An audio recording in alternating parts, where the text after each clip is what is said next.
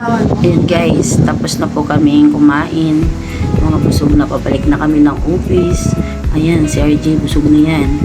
Si Carmela, naku, takot si JC sa araw. Ay, ayan na, pababa na kami ng flyover. Ayan, pababa na si Sir. Muntik pang madapa si Sir RB. Nasa Dubai kami.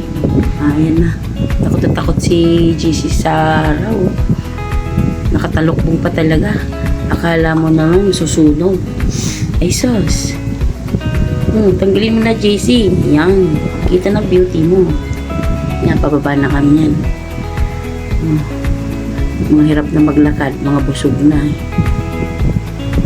Grabe, ang ganda. Para kaming nasa tunnel. Ang ganda. Yan, nauna na si Sir RB tsaka si RJ. Lalapitan ko yan. Aasarin ko mga yan.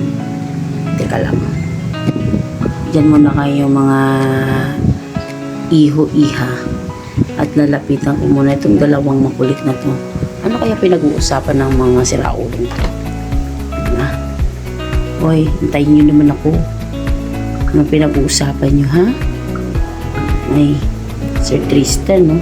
Umamadali, oh. Oy, RJ. Ano ginagawa mo? Saan ba? Ano bang masasabi mo? Anong masasabi mo sa kinain natin? At saan kaya anong maganda mong na-order? Anong ba masarap pa yung na-order mo? Yung kinain mo? Ha? Ayan. Natanong ko yung sparring partner.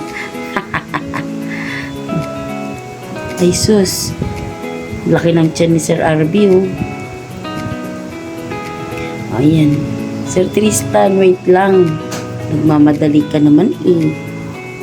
Ay, tatlo. Hoy, Tristan, mang-antay ka naman. Aga-aga pa, eh.